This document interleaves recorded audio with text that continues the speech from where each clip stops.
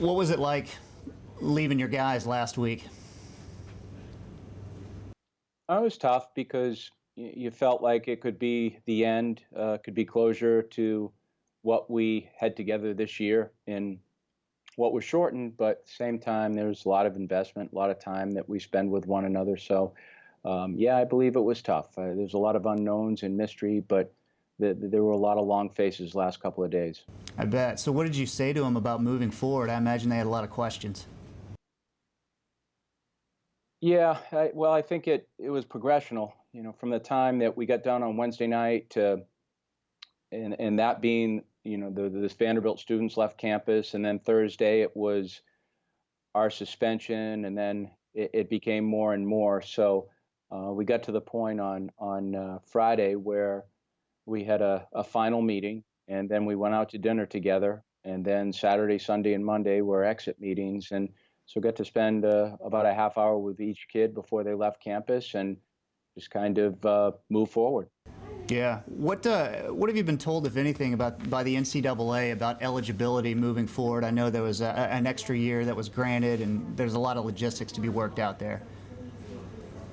Yeah, nothing yet. I think I'm reading the same thing that you are, understanding that they're probably going to be prudent with seniors and the rest of the group in terms of the year and what it looks like for them going forward. There's a lot of athletes that are under consideration there. I think the people that get the worst end of the stick from an athletic standpoint are the winter sport people, whether it's basketball or hockey or what have you. But I think for the spring, they're going to be smart about how they handle the seniors and all the way down to the freshmen. What can you do in the interim to kind of prepare for that? Do you just have different ideas and different avenues to work through as far as, well, if this happens and these guys come back and this, like, how does that work for you right now when it is unknown? Yeah, there's a lot of unknowns. So you don't forecast anything. You just try to think through the potential scenarios and look at your roster and look at balancing and look what makes sense for the kids more than anything. But I think all I've tried to do and wrap my mind around this is just keep the kids current. They're in school right now, and that's the most important thing. So structure and discipline is still a big part of what they're doing. When I left them, I told them it's our obligation to be good citizens. There's a whole lot of people out there that are in much worse situations than us, so we have to think outside of ourselves, but we got to take care of what's important right now, and that's staying away, being clean, and taking care of your academics. How often do you check in with all those guys? I mean, that's a lot of people who aren't on campus anymore that you, I'm sure, feel responsible for still. I do, and I will. I'll continue to do that. I think I'll be the nagging parent for a while. I don't mind doing that.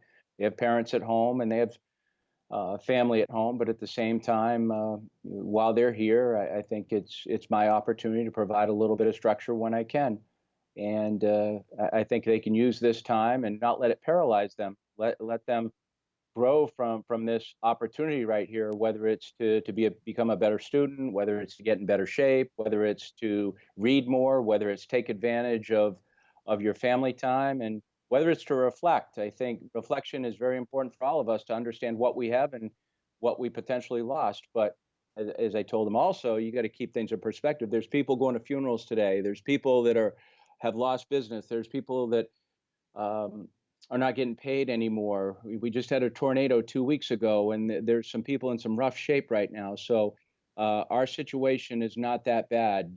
Baseball, we might not be playing, but you know what? There's bigger things than baseball. And your responsibility to them, do you think, to instill a sense of calm? Have you had to do that too? I think so, because I think there's a lot of wonderment, and there's wonderment with me too. But in a time of uncertainty, you just be certain about what you do. You just be prudent, smart, deliberate, and when our country's asking us to do something, do it, and do it with care. This is where we start looking outside of ourselves and thinking about other people, older people, and expectant mothers and young people that could potentially get sick. I mean, there's so much mystery to this disease, but at the same time, when I listen to doctors that I really trust and I see their face like I've never seen before, it's telling me that, hey, Tim, this is serious. Don't minimize it. And so if we're overreacting, that's a good thing. We just don't want to underreact where this thing just becomes something we can't get through. How often do you leave home? I know you always talk about how you and Maggie like to go out to dinner. I assume that's not happening anymore. That's happening. Until they close down restaurants, it's happening. Uh, oth- Otherwise, well, Maggie can cook. I don't want to portray her as someone who can't put food together. She can do that, but we enjoy that. And right now we're in restaurants and a lot of times by ourselves, but that's okay. I just spend time in the office because I can get a lot done right now. I can organize. No one else is here. Uh, so it's a good space and good time for me, and we spend time with one another. We're getting an opportunity to do some things we haven't done in 35 years. So I look at that as a positive. What does recruiting look like for you right now, too? Because people are on hiatus, they're not playing, you can't have face-to-face contact with any of these kids. How does that work? It doesn't. It's just it's not working right now. I think the kids that we're communicating with are the kids that would be here at Vanderbilt next year. But outside of that, we're not trying to recruit new talent or anything like that. We're just trying to communicate with the kids that have committed to Vanderbilt. Another question just about the NCAA and possibly the MLB draft this year, because we don't know when, if it's going to happen. I mean, you have a few guys who will definitely be drafted. One in Austin Martin, obviously, will go in the first round, we think.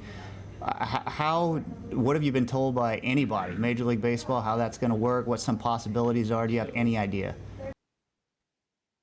I don't. I've talked to some Major League Baseball people. We're on the phone on Saturday about the potential of a draft, when that could happen, what it looks like, um, what it looks like for them in terms of the evaluation of players for that draft. And I have no idea. I think there's a lot of unanswered questions for them as well. They've taken all their scouts off the road. They can't have individual workouts right now, so they're following the same protocol that we are following. So I don't anticipate really anything happening here in the next 3 or 4 weeks. But I think, like college administrators, they're formulating ideas about the next steps and what next steps to take. Okay. My last question for you is what kind of guides you now in the morning when you get up? What's the first thing that you think of, and where do you go from there? Working out. You got to do something positive. Yeah, I love working out. Just staying in routine. I think just trying to stay in routine and work out. Get to the office. Do some things by myself. Read. Organize. Look ahead. The possibilities of how we can organize these kids when they get back. Just trying to take advantage of the time that we have right now, and in between that, take a tennis lesson. But I'm not complaining about anything because I know there's other people out there that aren't getting paid and doing things that they have to do just to get by. So my concern is the greater public right now outside of me.